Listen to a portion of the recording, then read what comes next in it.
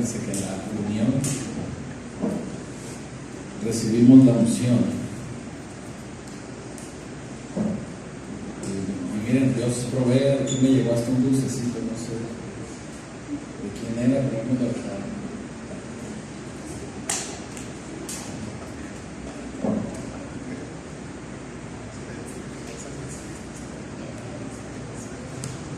¿Cómo han estado? Ya casi regresamos a la nueva normalidad.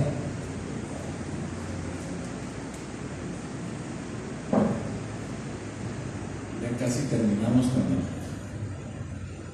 con este encierro, ¿verdad? Con la cuarentena. Gente que está muy contenta. El otro día vi en el Facebook unas playeras que están haciendo que obviamente han sacado así playeras chuscas y todo, pero me llamó la atención una que decía: sobreviví al coronavirus y a la escasez. Y luego tenían unas fotos así de botellas de ese licor amargoso, espumoso. Entonces, bueno, ya la gente está regresando a la nueva normalidad. Nosotros aquí hemos estado hablando de cómo esta pandemia, cómo este coronavirus nos ha venido a cambiar las cosas, ha venido a cambiar la vida de mucha gente, ha venido a cambiar la perspectiva de las cosas. Pero algo que no ha cambiado y que nosotros tenemos que tener siempre conciencia de ello, es que Dios nos ha hecho constantemente un llamado y nos hace constantemente un llamado. Y ese llamado es un versículo que usamos mucho aquí en la iglesia, pero digo lo usamos mucho aquí en la iglesia porque es parte de nuestra misión, parte de lo que nosotros hemos tomado de parte del Señor como algo propio de la casa, que es el ir y hacer discípulos. El llamado es a ser discípulos del reino de Dios. Pero el ser discípulo es ser discípulo en todas las áreas de la vida. Tenemos que ser discípulos, tenemos que ser cristianos que pongamos el reino de Dios en nuestra vida, que lo establezcamos en donde quiera que estemos. No se trata de ser únicamente asistentes a una iglesia. No se trata de ser religiosos, de andar por la calle cargando la Biblia. No se trata de aparentar ser algo que no somos. Se trata de realmente ser discípulos y ser discípulos del reino.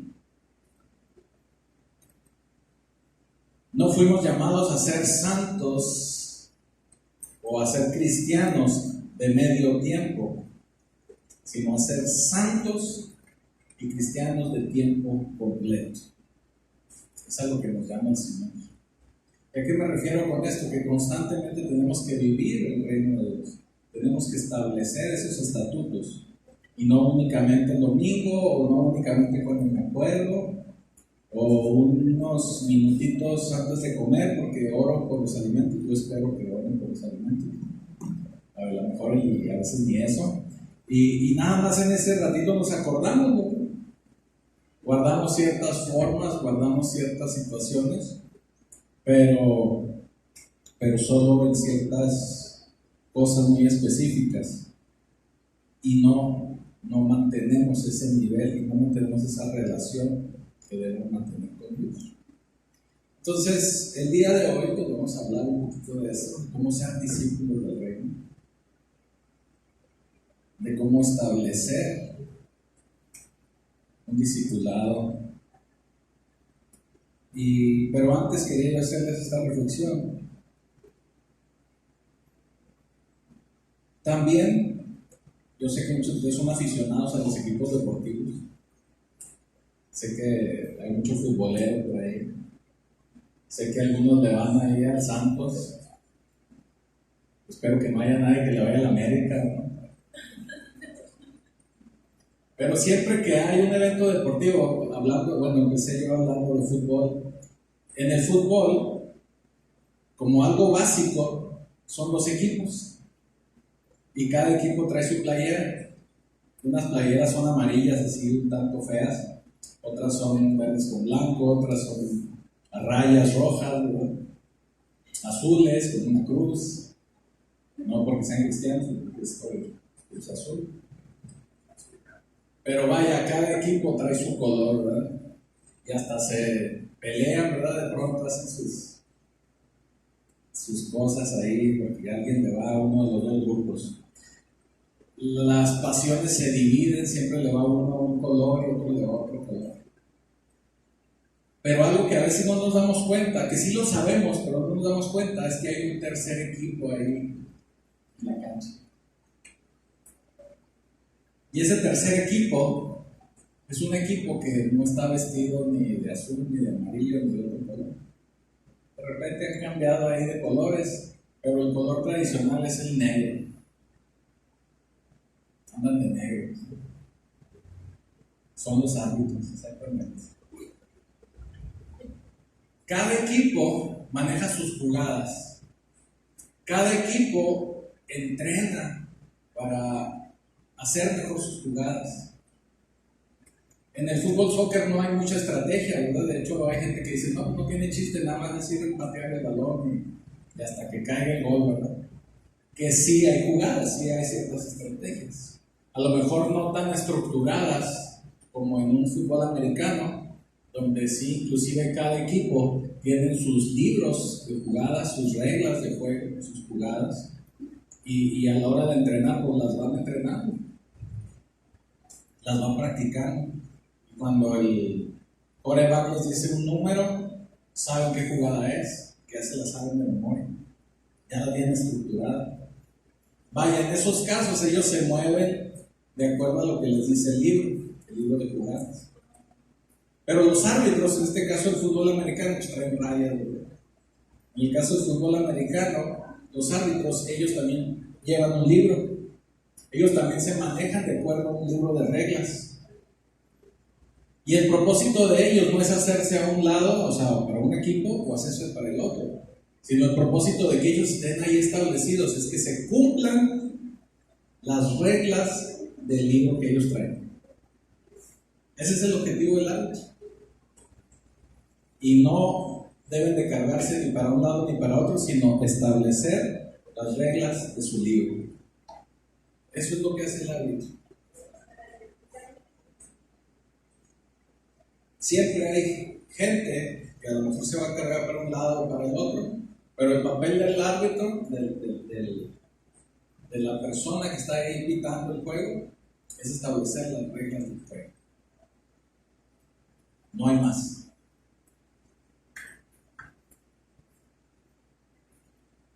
Cuando hay un conflicto, cuando hay una jugada que no entienden o que hay dudas de la jugada, el que decide y el que sabe qué jugada es y si fue buena o fue mala, pues es el árbitro, por medio de su libro. El árbitro no siempre es el más querido del juego. De hecho, yo creo que es el más amado, el más odiado del juego. El árbitro lo abuchean. A veces sí llegan a aplaudirle cuando es una jugada que me convino, ¿verdad? Que fue a mi favor. Pero normalmente lo andan abuchando y hasta le dicen de adjetivos calificativos no muy adecuados. Pero ese es el papel del árbitro, establecer la ley, establecer una situación de justicia. Eso es lo que tiene que hacer. Desafortunadamente hoy el pueblo cristiano no toma ese papel de árbitro. Y a veces nos hacemos más hacia un lado o nos hacemos más hacia el otro. Tratamos de quedar bien con un equipo o tratamos de quedar bien con otro equipo. Pero realmente el papel que debe de tener el pueblo cristiano es establecer las reglas del juego, establecer la ley de Dios, establecer el reino de Dios. Y si no me creen, Jesús llamó a una reunión a ese cuerpo arbitral. Cuando empiezan los partidos, ya ven que siempre los equipos están haciendo un calentamiento y momentitos antes de iniciar el partido también los árbitros se reúnen y ahí como que platican, no, sí, establecer las reglas y juego limpio y no sé qué tanto se dirán ahí, pero se emocionan y luego ya bien contentos, ¿verdad? También Jesús llamó a una junta arbitral antes de empezar este juego. Y si no me creen, vamos a la palabra. Vamos al libro de Mateo capítulo 28. Y vamos a leer a partir del versículo 16. Y dice, se los voy a leer en Nueva Traducción Viviente, creo que aquí está en versión internacional, ¿no? Dice, entonces los 11 discípulos salieron hacia Galilea y se dirigieron al monte que Jesús les había indicado.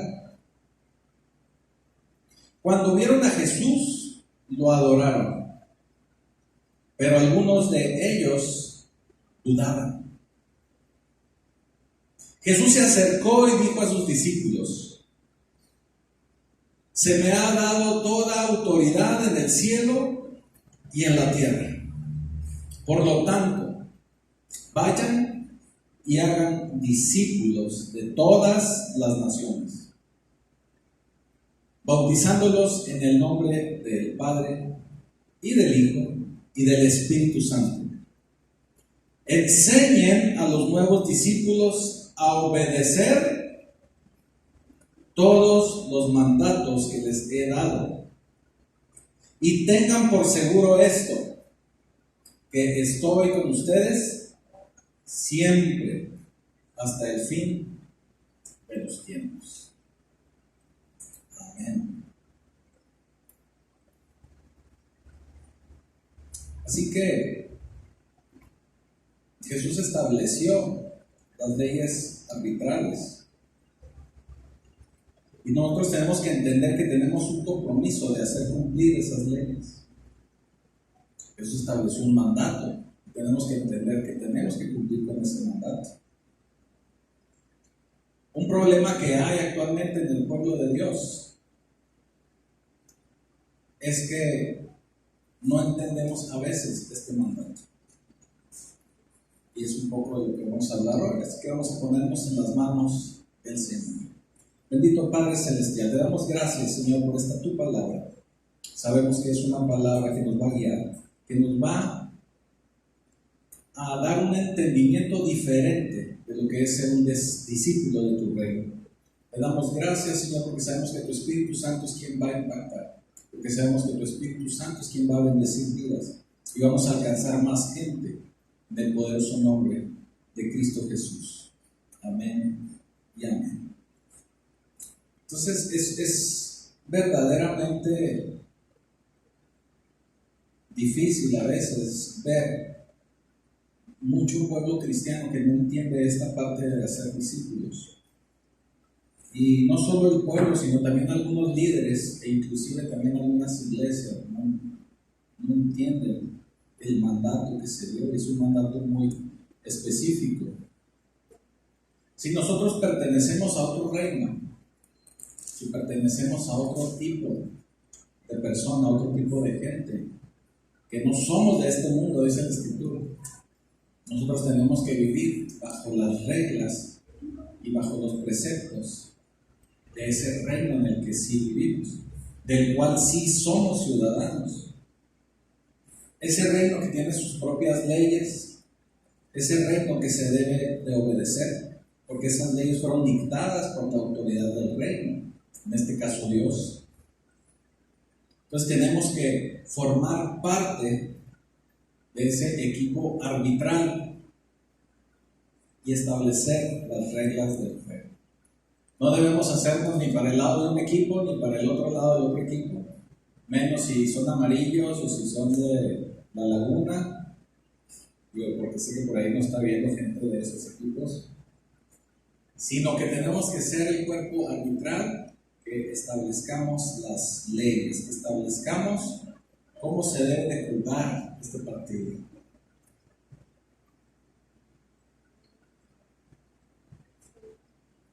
Jesús llamó a esta reunión y a esta reunión atendieron tres grupos. Era el cuerpo arbitral, pero atendieron tres grupos. Atendieron todos los discípulos, 11 discípulos de esa escritura. Obviamente todos menos Judas. Pero como bien sabemos a través de las escrituras, y aún después de que Jesús fue resucitado, Él se presentó a más de 500 personas. Así que muy probablemente había más gente ahí rodeando a Jesús. En el pasaje habla acerca de los discípulos y pensamos que son los 11, pero muy probablemente fueron muchos más. Y cuando termina, o antes de terminar la reunión, Jesús nos dice que va a estar con nosotros hasta el fin del mundo. Y yo hasta donde sé, hasta lo último que revisé ahorita, todavía no llegamos al fin del mundo. Entonces ese llamado y esa reunión arbitral que está ahí en las escrituras también es para nosotros. También nosotros tenemos que atender a ese llamado. Entonces, Jesús busca discípulos del reino, no cristianos que nos volvamos culturales, ¿verdad? Que aceptemos la cultura, sino que nosotros establezcamos realmente el reino. Algo que podemos ver aquí en las escrituras es que la reunión, dice, entonces los 11 discípulos salieron hacia Galilea. La reunión fue ahí en Galilea, no fue en la sala de juntas paseadas y cosas así. Fue ahí en Galilea, se llamaba la sala de juntas. Yo estuve en una empresa donde las salas de juntas tenían nombres así de lugares del estado. Pero en este caso fueron hacia la sala de juntas de Galilea, porque ahí fue donde les indicó Jesús. Lo primero que hicieron, dice el versículo 17, ellos celebraron al Cristo resucitado. Ahí dice en el versículo 17, cuando vieron a Jesús, lo adoraron. La adoración es el primer punto, o es el punto de inicio para reconocer que Dios es ese Dios todopoderoso que está con nosotros. Y que ese Dios hace todo por nosotros. Y que lo adoramos por lo que Él es, por lo que Él hizo, y también por lo que estamos esperando que haga, por lo que Él hará, porque es el mismo Dios de ayer, de hoy y para siempre. Es por eso que lo adoramos, porque confiamos en Él. Es bien importante darle a Dios la adoración que Dios merece, la adoración que Dios necesita. Y para entender esa adoración también tenemos que entender que Jesús es nuestro punto de partida. ¿Por qué? Porque sin Jesús no tenemos acceso al Padre. Así nos dice la Escritura. Yo soy el camino, la verdad y la vida, y nadie llega al Padre si no es por mí. Entonces nuestro punto de partida para llegar a Dios es Jesús. Tenemos que entender que es Jesús. El mismo Jesús dijo, cuando le preguntaron cómo era Dios, dice, bueno, si me has visto a mí, has visto al Padre. Entonces tenemos que entender que a Jesús se le adora, porque es el mismo Dios. En cuanto lo veamos, en cuanto lo sintamos, hay que adorarlo. Un punto que a mí me parece aquí muy interesante es que dice, cuando vieron a Jesús lo adoraron, pero algunos de ellos lo daban. Qué interesante. Hoy en día nos pasa lo mismo. ¿Cuánta gente pueden ver ustedes en las iglesias adorando? ¿Y cuántos de ellos tal vez están llenos de dudas. ¿Qué dudas? Pues de toda índole, ¿verdad? ¿Será esto cierto? ¿Qué irá a pasar? ¿Por qué están estos locos levantando las manos? ¿No? ¿Por qué están estos aquí bailando, cantando? ¿Qué hacen? ¿A quién lo hacen? De pronto hay mucha gente dudando.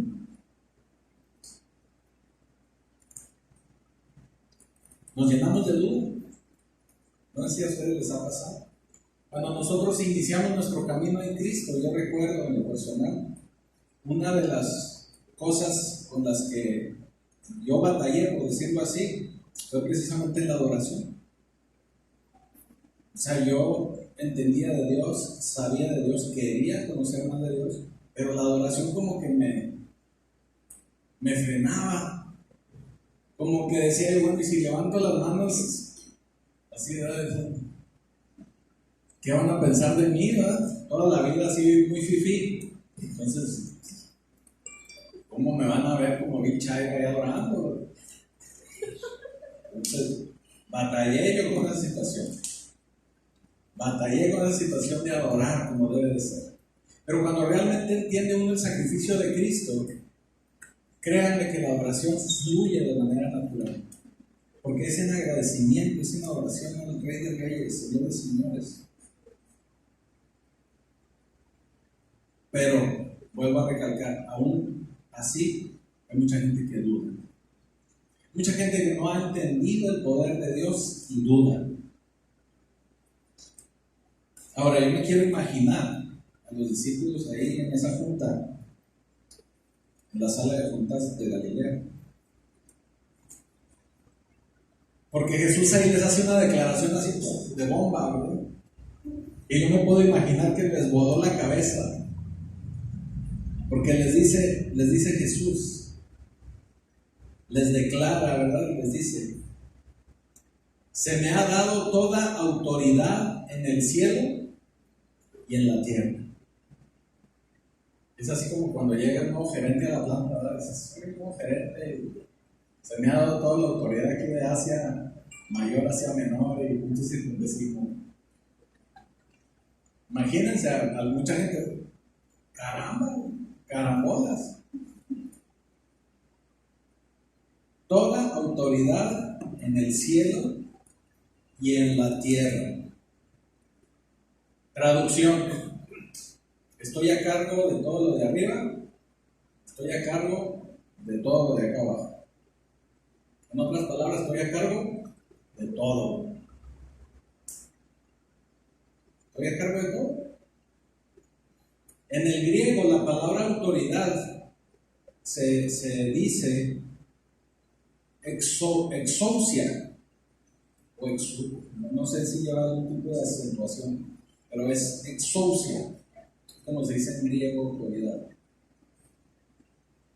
Pero la palabra en griego exousia, que denota la autoridad, es una autoridad cuando está dada en las manos correctas. Es cuando la autoridad está dada en las manos legítimas. Cuando esa autoridad se cede a alguna persona de una manera legítima para establecer esa autoridad y establecer el ejercicio del poder. Esa es la palabra que se usa en el griego, exousia. Y regresándonos al fútbol, ¿verdad? Al que les guste más el soccer, el americano. Ustedes pueden darse cuenta que los jugadores son más rápidos, son ágiles, entrenan, tienen condición física. A lo mejor hasta hacen pesas, cosas de ese tipo. CrossFit, whatever, ¿verdad? Pónganle el nombre que sea. Entonces los jugadores, cuando está el combate ahí de equipo contra equipo, pues son más rápidos, son más fuertes, pudiesen llegar a hacer algo no adecuado y pudieran decir, pero pues aquí nos vamos a engañar al árbitro. Pero el árbitro no tendrá esas facultades, pero lo que sí tiene es que ejerce autoridad. El árbitro tiene un silbato y tiene tarjetas para marcar el orden. Entonces los equipos pueden ser más rápidos, más veloces, pero el árbitro establece los puntos, ¿verdad? Así les dijo Jesús: yo estoy acá. Háganme como quieran, estoy acá. Él fue designada por la autoridad de Dios. Él fue designado por la autoridad de Dios para operar en todo lugar, para establecerse como un punto de referencia en la historia. A partir de Jesús, todo es antes de Jesús y después de Jesús. Él tiene toda la autoridad. Él fue establecido así. Así que, si Él tiene toda la autoridad, ¿usted quién cree que le va a ayudar con sus problemas? Jesús. Él tiene toda la autoridad para trabajar en cualquier área de su vida y ayudarlo a salir de ahí. Aquí el problema es que rechazamos a Jesús como nuestra máxima autoridad. Rechazamos a Jesús como nuestra autoridad.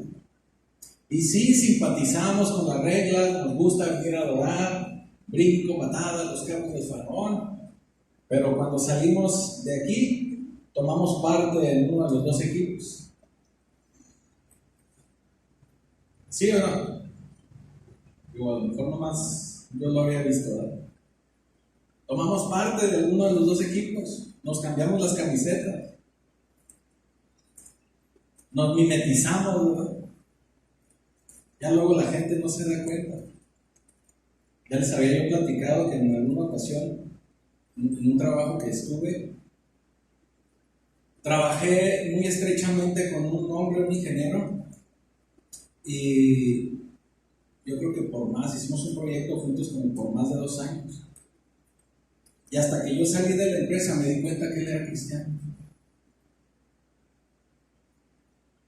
De verdad. Digo, se portaba bien, era de los pocos que no tenía un lenguaje así florido, un francés abundante. Sí, obviamente pues él se esforzaba, pero vaya, nunca le habló a nadie de Cristo, nunca se refirió a Jesús, nunca se refirió a hacer una oración antes de alguna reunión, junta, lo que sea. No. Era un cristiano encubierto, ¿no? Vamos a decir que era un cristiano James Bond, agente secreto o algo así. Entonces, tenemos que operar con autoridad. Tenemos que establecer el reino de Dios. El Señor llama a ser discípulos para que nosotros los discípulos establezcamos autoridad, para que nosotros dejemos historia, para que nosotros dejemos legado, para que atendamos situaciones. Cuando la gente rechaza a Jesús como máxima autoridad, pues empieza a tomar otros caminos. Y como les decía, se vuelve parte de la misma decoración, ¿verdad? Del mismo ecosistema. Ya nadie lo identifica. Jesús está a cargo de todo, del cielo, de la tierra, está a cargo de la eternidad, está a cargo del tiempo. Él está a cargo de todo. Y para establecer el reino de Dios, hay 2 cosas que necesitamos como básicas, que es la rectitud y la justicia. Y en esta condición actual del mundo en el que vivimos, de sociedad en el que vivimos, es bien importante que tanto la rectitud como la justicia trabajen juntas, las establezcamos juntas, las establezcamos a la par. En el Salmo 89, versículo 14, dice: la rectitud y la justicia son el cimiento de tu trono. O sea, ¿cuáles son las bases del reino de Dios? La rectitud y la justicia. Esos son los cimientos del trono de Dios. El amor inagotable y la verdad van como séquito delante de ti. Pero inicia con rectitud y con justicia. Tenemos que establecer ambos en nuestra vida, en todo nuestro andar, en todo nuestro caminar. Tenemos que hacer discípulos. Y les anunciaba que íbamos a hablar de esto, ¿no? Todo este preámbulo en el que iniciamos es para llegar a este punto. Dice, deben hacer discípulos, dice Jesús. Y aquí, como les decía yo ahorita, nos perdemos un poquito. ¿Por qué nos perdemos un poco? Porque hay mucha gente y muchas iglesias que entendemos el hacer discípulos con hacerlos únicamente recitar la oración de fe. Que sí es muy importante, que sí la gente necesita salvación, porque eso es lo que sucede cuando usted declara la oración de fe. En ese momento usted recibe un pasaporte al cielo, a la eternidad. Recibe salvación en ese instante, pero el que usted reciba salvación no lo hace un discípulo. ¿Qué? Dice, caray, ¿cómo está eso? Usted está recibiendo salvación. Usted está empezando a confiar en Jesús. Y usted está entendiendo que Jesús lo está perdonando de sus pecados y que va a ganar y tiene en este momento vida eterna. Pero eso no lo hace un discípulo. Para ser un discípulo es cuando Jesús te dice, necesito a alguien que me siga en todo momento. Necesito a alguien que establezca mi ley en todo momento. Que establezca mi mandato, que establezca lo que yo les he enseñado. Eso es ser un discípulo. La conversión, como les decía, es meramente un pase a la eternidad, un ticket ahí. Le puso saldo a su tarjeta ya no es Vivebus, ¿verdad? Del Bowie, no sé qué. Eso es lo que adquirió, un boleto nada más para la eternidad. Pero aún no es discípulo. ¿Sí?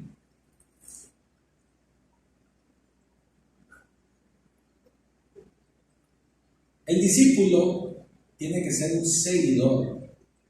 Tiene que ser un seguidor visiblemente, que la gente lo vea que es un discípulo. Que no esté escondido, que no le haga al James Bond, al Matahari, ni nada de eso. Que la gente abiertamente sepa que usted camina de una manera diferente, que usted es de una manera distinta. Un discípulo es una persona que progresivamente, escuche esta parte, progresivamente va aprendiendo a vivir la vida bajo la autoridad de Jesús. Ahí va de nuevo para los que están tomando apuntes ahí en su casa. ¿Ya están preparados? Un discípulo es una persona que progresivamente está aprendiendo a vivir la vida bajo la autoridad de Jesús. Fíjense esta parte que es importante, porque no quiere decir que usted decida ser un discípulo, quiera establecer el reino y en ese instante se convirtió ya en un discípulo. Día a día tiene que ir trabajando. Como yo les digo aquí muy seguido a los ladrones, no es que usted ya se convirtió al cristianismo y va desabochándose y sale la S acá de Superman, de super cristiano, ¿no?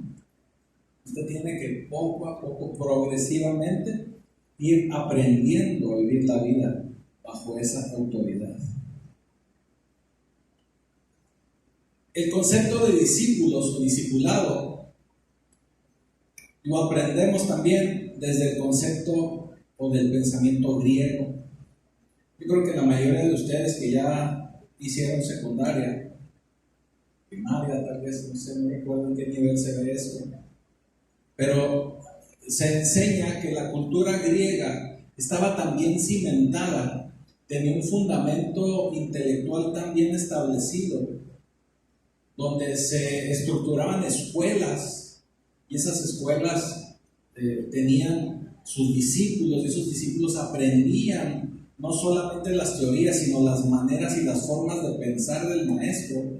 Y aquí estamos hablando de Platón, estamos hablando de Aristóteles, estamos hablando de gente del pensamiento griego que establecieron toda una forma cultural de establecer un pensamiento. Y esa formación cultural fue tan exitosa que cuando el pueblo romano los invade o los conquista, realmente los conquistados fueron los romanos por medio de la cultura griega.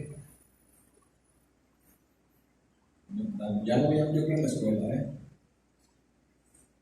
Los romanos fueron los que recibieron ese conocimiento, fueron los que recibieron esa manera de pensar.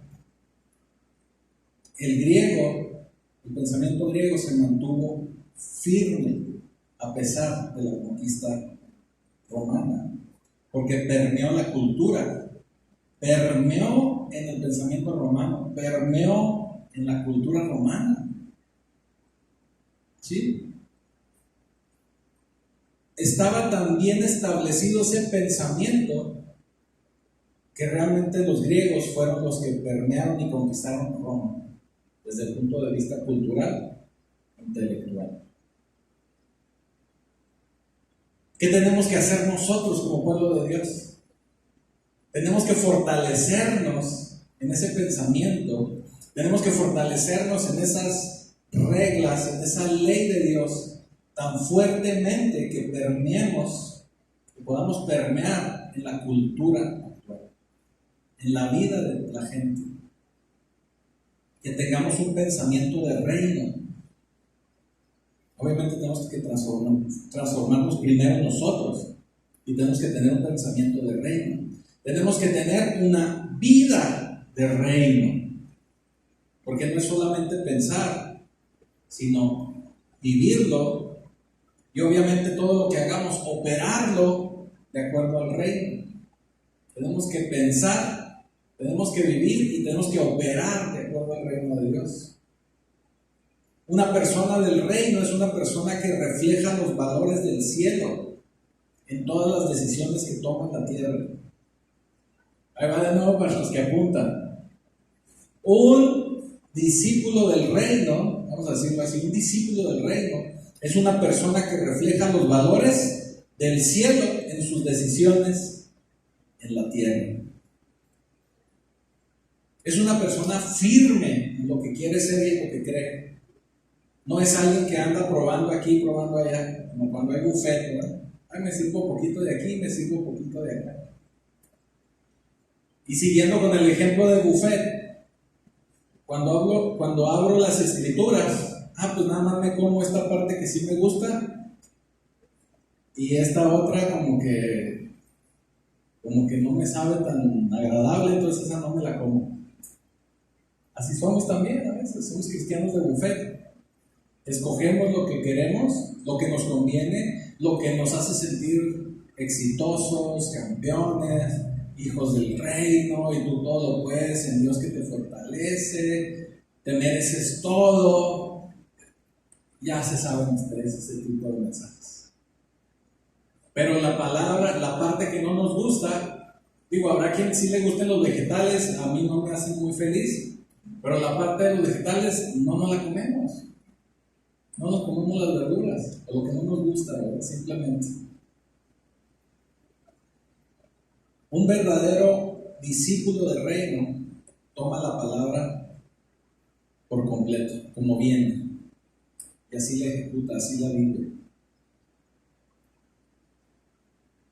Por eso mucha gente en Cristo no busca ser discípulo, se conforman con seguir su vida, se conforman con buscar aceptación dentro de un nuevo grupo social.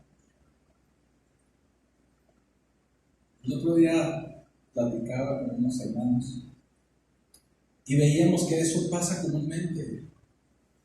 Mucha gente llega a Cristo, sí llega convencida, buscando por una necesidad, está bien, es legítimo, reciben a Cristo y de pronto usted los ve en unas cuantas semanas y ya hablan de una manera diferente, pero siguen viviendo de la misma forma, pero se sienten respaldados de que ya soy hijo de Dios, ya nada me puede afectar, todo me lo merezco. Realmente no es así tan literal. Tenemos que trabajar. Y esa gente, lo que sucede es que se cambia únicamente a veces de iglesia, pero siguen viviendo la misma vida.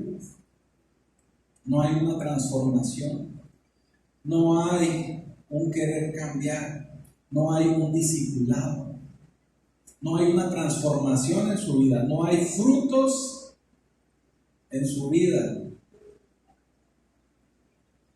no hay fruto de cambio.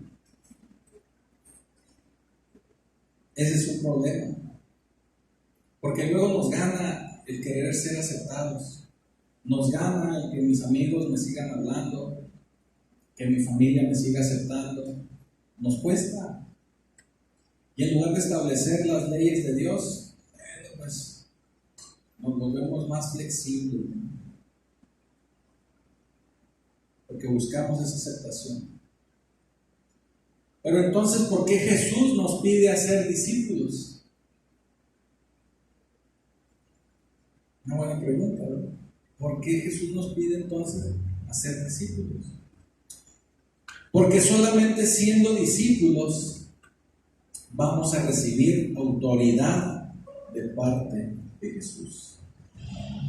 Solamente aquel que se somete a las leyes de Dios, solamente aquel que camina de acuerdo a las leyes de Dios, solamente aquel que acepta la autoridad de Jesús, recibe autoridad de parte de Jesús. Y ahí les va este razonamiento.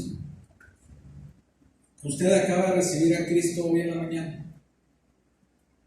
Cristo no le va a transferir autoridad si usted lo acaba apenas de recibir. No ha sido transformado. Haga de cuenta que ya veces que yo le pongo ejemplos maquileros. Haga de cuenta que yo me acabo de contratar en una maquiladora como operador. Pues ya soy empleado de esa maquila, pero no por eso me hacen gerente inmediatamente. No tengo autoridad. Acabo de ganar la salvación. Fui salvado. Me gané la autoridad, les decía. Me gané la eternidad, les decía ahorita. Compré un pasaje al videobús. Pero no me da la autoridad. Aún no tengo la autoridad porque aún no he tenido cambio en mi vida. Cuando usted se convierte en un discípulo, empieza usted a adquirir autoridad. Por eso ahorita decíamos que progresivamente su vida va cambiando. Progresivamente usted va experimentando cambios. Así progresivamente usted va experimentando autoridad. Pero si no hay cambio, Jesús no le va a transferir autoridad. Si no hay cambio, Jesús no le da autoridad. El discípulo tiene que estar en autoridad de tiempo completo, no nada más los domingos, de tiempo completo. En todo momento tiene que estar bajo autoridad. Jesús quiere que impactemos la tierra, y obviamente al impactar la tierra impactamos la historia de la tierra. Un discípulo establece el reino. Fíjense lo que le voy a decir. Un discípulo establece el reino de Dios sin importar, ojo, los que nos están oyendo y viendo. Un discípulo establece el reino de Dios sin importar lo que siente, sin importar lo que dice su familia, sin importar su entorno, sin importar lo que le dice su papá, sin importar lo que le dice su mamá. Porque aquí la única opinión que debe de importar es la opinión de Dios. Ahora, con esto que acabo de decir, los que son jóvenes, No quiere decir que no van a obedecer a su padre y su madre, es un mandamiento, es el quinto mandamiento. Pero me refiero a que cuando nosotros venimos a Cristo, ¿qué tipo de comentarios recibimos a veces? ¿Por qué te hiciste cristiano? ¿Y por qué esto? ¿Y por qué ahora ya nomás vas a la iglesia? ¿No quieres venir a la carne asada acá conmigo? Porque nomás quieres estar en la iglesia. A ese tipo de comentarios son los que me refiero, que no debe de importar lo que le digan. Usted tiene que buscar la aceptación de Dios, no la aceptación de la demás gente. Amén. La aceptación de Dios es lo que a usted le debe de importar. Ahora, cuando habla el Señor de ir a ser discípulos, nosotros lo interpretamos como individuos, porque es con lo que hemos trabajado y es con lo que hacemos aquí de persona a persona. Pero también hacer discípulos es ser discípulos a una sociedad, hacer discípulos a una cultura, así como dábamos el ejemplo ahorita de la cultura griega. Tenemos que impactar la sociedad, tenemos que impactar una ciudad, tenemos que impactar un país. Hacer discípulos es impactar un país. No nos podemos limitar únicamente a un individuo. El poder de Dios es tan poderoso que Dios nos permite impactar al mundo. Nos permite impactar todas las estructuras del mundo. ¿A qué nos referimos? Cuando nosotros empezamos a establecer el reino de Dios y a impactar a ese mundo, nosotros vamos a empezar a limpiar, a purificar, a ser la sal de este mundo, a eliminar el pecado, a quitar el pecado. Si viene una persona con un problema, yo puedo buscar en el libro, bueno, este no es el libro, es un álbum porque traigo la Biblia. Usted puede buscar en el libro y usted ve lo que la Biblia nos dice de cómo puede mejorar ese individuo, como individuo, hombre o mujer. Si usted viene como familia, buscamos en el mismo libro y podemos encontrar cómo debe de manejarse una familia. Si usted viene como un grupo cultural, como un grupo étnico, usted busca en la palabra y también va a encontrar las instrucciones. Vaya, ¿qué le estoy tratando de decir? Que usted usa siempre el mismo libro. La ley de Dios no cambia. Por eso le daba el ejemplo del cuerpo arbitral.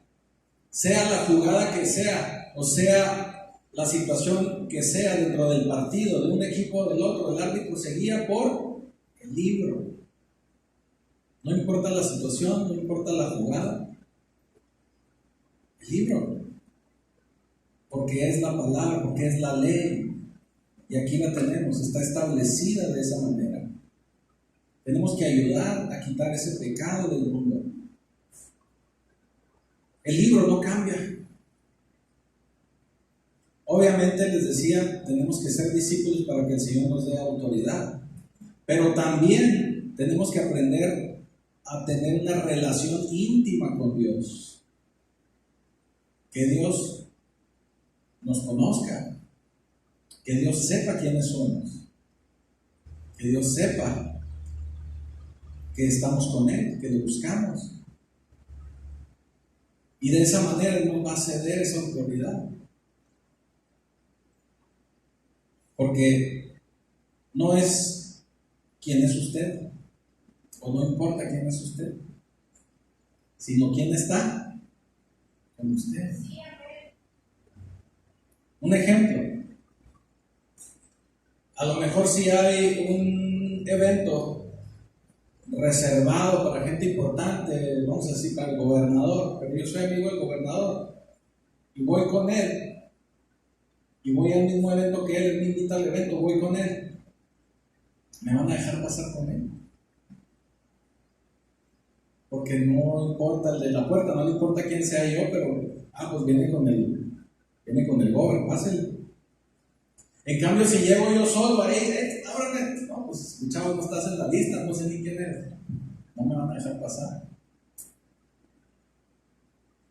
Pero en cambio, si voy acompañado, me van a dejar pasar. No importa quiénes somos, importa quién está con nosotros. Y si tenemos una relación con el Señor, una relación íntima, obviamente que Él nos va a abrir las puertas. No importa lo que nosotros somos, sino lo que el Señor es. Todos nos debemos someter a Dios, aun si esto va en contra de lo que se nos enseñó en la familia, aun si esto va en contra de lo que se nos enseñó en el entorno familiar, paterno, lo que nos dijeron nuestros papás, lo que nos dijeron nuestros maestros. ¿Por qué? Porque la Escritura es donde está la sabiduría. Y esto es sumamente importante. Mire, yo he visto tanta gente cristiana tan atada y tan detenida en su desarrollo como un discípulo, como un hijo de Dios, porque, híjole, mis papás, híjole, y lo que me dijeron, y mi familia. Tenemos que aprender que el primer mandamiento de la ley de Dios es: amarás a Dios sobre todas las cosas. Y si realmente queremos ser un discípulo, tenemos que basarnos en lo que Dios dice, no en lo que dice y las opiniones de la demás gente. Eso es bien, bien importante. Y ya para ir cerrando, porque sé que ya algunos tienen hambre. ¿Vale?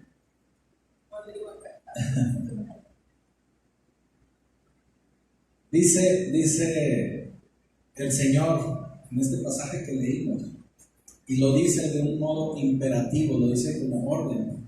Dice: vayan. O sea, vayan es ve. No te quedes sentado ahí en la iglesia. Ve. Muévete. Busca. Camina. Porque dice: ve y haga discípulos en todas las naciones. En todo lugar. En todo lugar. Pero dice: vayan. No podemos ir si nos quedamos aquí encerrados en cuatro paredes. Por eso la iglesia es importante que entendamos que la iglesia somos todos. Que la iglesia eres tú. Y tú, y tú, y tú. Pero en la cámara me ven nomás así, ¿no? Tú eres la iglesia.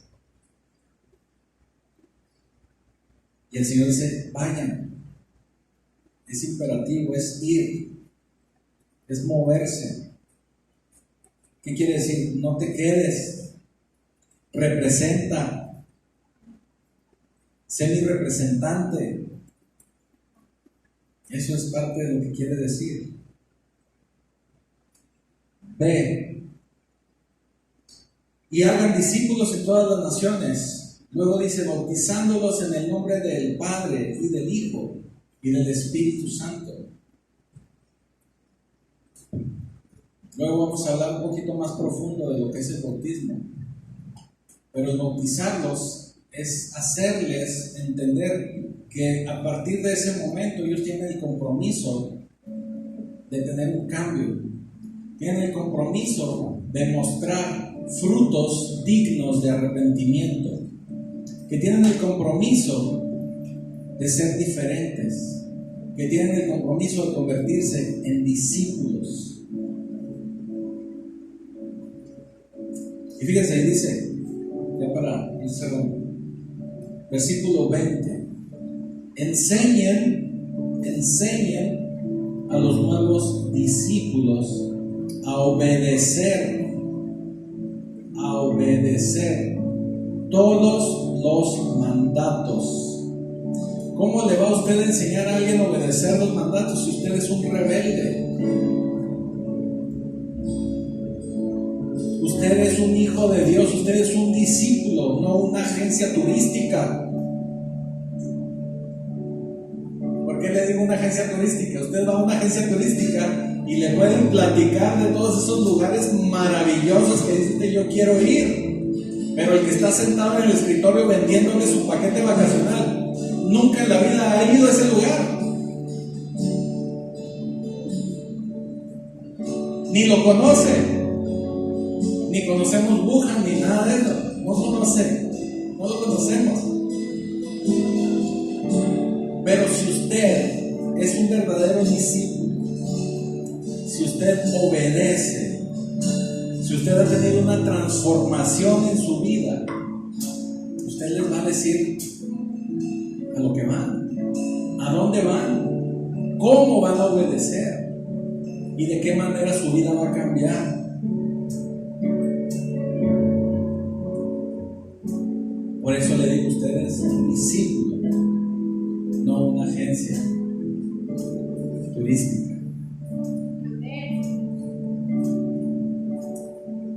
Enseñen a los nuevos discípulos a obedecer todos los mandatos que se les ha dado.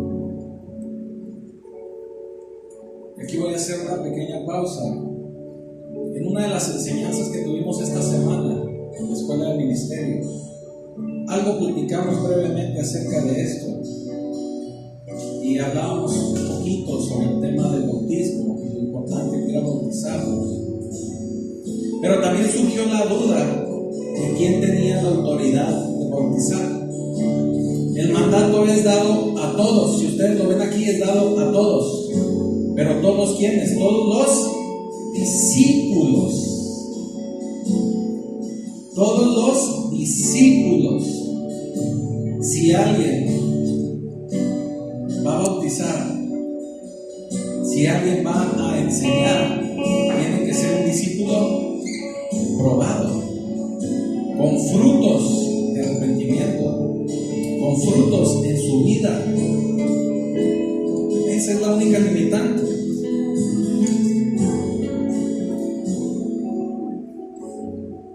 Luego por eso hay lugares o pastores inclusive que enseñan o dicen que únicamente el pastor debe bautizar, únicamente el líder. Está bien, porque de una u otra manera se entiende que si ya está pastoreando o liderando, pues ya debe de haber dado fruto. Se entiende de esa manera. Mas no es algo seguro. Lo digo de esta manera. Pero ¿quién sí debe bautizar? ¿Quién sí debe enseñar a los nuevos? Un verdadero discípulo. Y aquí les dejo esto ya para cerrar. Y dice el Señor, a mí me gusta esta versión porque lo dice así: y tengan por seguro, o sea, estén seguros, así como me llamo Pedro, bueno, él les dice así como que soy Jesús y estoy resucitado, les dijo ahí prácticamente. Tengan por seguro que estoy con ustedes siempre. Estoy con ustedes siempre. ¿Con quiénes? Con los discípulos, con los que hacen la autoridad del Señor. No quiere decir que el recién convertido esté desamparado, ¿no?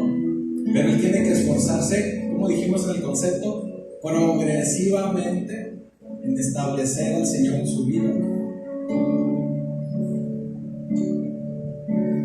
Estoy con ustedes siempre, siempre, hasta el fin de los tiempos. Y todavía no llega ese fin de los tiempos. Pero nos dijo Juan hace 2000 años, los tiempos se acercan. Y si nos lo dijo Juan hace 2000, imagínense ahorita que ya estamos más cerquita de esos 2000. Así que prepárese y tampoco no tema, porque el Señor nos dice: estoy con ustedes siempre hasta el fin de los tiempos. Póngase de pie que vamos a orar.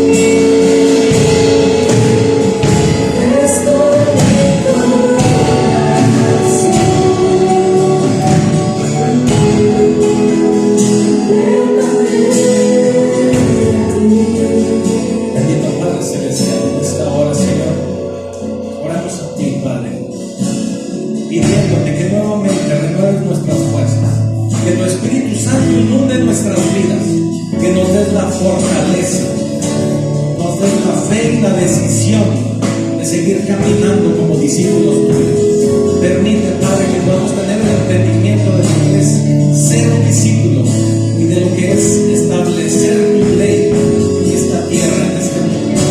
Porque toda autoridad te fue dada a ti, Señor, pero esa autoridad tú la transfieres a tus discípulos. Te damos gracias, Señor, porque sabemos que en ti podemos confiar, porque sabemos que en ti está la victoria, porque sabemos que tú no desamparas a nadie, pero que en todo momento y hasta el fin del mundo estarás con tus discípulos.